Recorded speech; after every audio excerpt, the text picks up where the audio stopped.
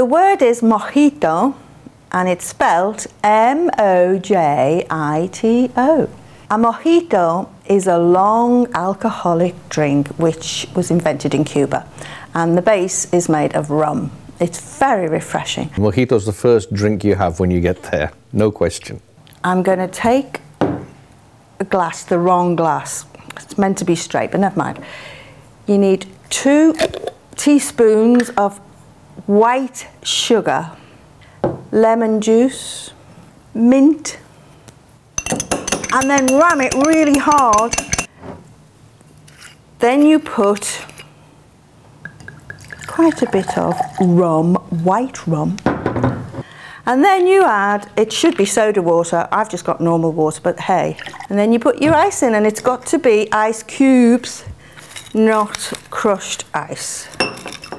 And then you put your mint back in, a whole mint with a stalk. So, cheers! It's very thirst quenching, too thirst quenching actually. You can easily have too many. It's strong, very refreshing, not enough lemon. Well, as you can see from this drink, it's a fluid mix of different ingredients, and in some way it encapsulates Cuban cultural hybridity, because you have the lemon and the mint, think Andalusia, Spain, North Africa, and the rest, the sugar and the rum, is sugar. This is white sugar, obviously. Rum is made from sugar cane. So the mixture with the water and the ice, which of course is very hot in Cuba, it's very refreshing, is emblematic of Cuban cultural mix. But it's tasty, and it's just nice and relaxing. First evening there, it's a lovely thing to do, to have a mojito on the terrace of the Hotel Nacional, watch the sea getting darker. It's very pleasant. It is very common in Cuba. Yeah, if you go to the Bodeguita del Medio, the bar in the center of Havana, they specialize in this particular drink, and there's a specific way of mixing it, and they will say that that's how Ernest Hemingway used to drink it when he went to the Bodeguita del Medio.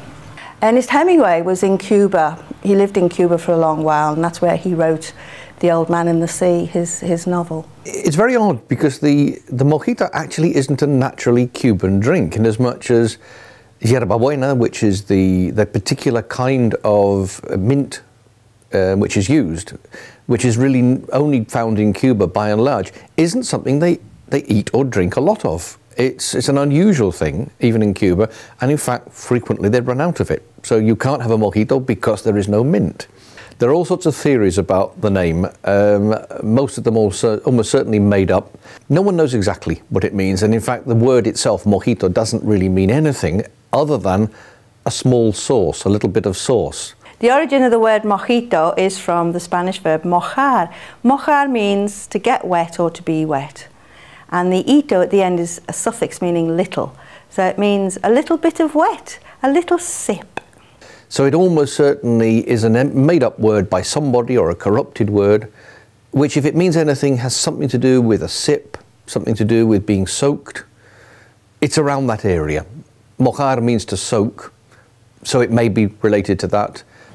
Well, I think the Cuban mojito, the mojito as a Cuban drink, is representative of the Cuban cultural mix of Spanish and African influences, and you see that in so many cultural forms in Cuba. So for example, when you drink a mojito, which is usually in the evening, in the heat, perhaps lying in your hammock, but more normally standing in a bar, you'll be surrounded by the music which is cha-cha-cha, rumba, salsa. All of these are hybrid cultural forms bringing together Spanish influences and West African influences.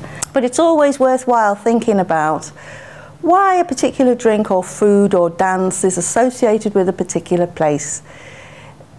This is what cultural studies are all about. You need to think about these things and not just blindly accept them. It's a mess. Esto no es un mojito.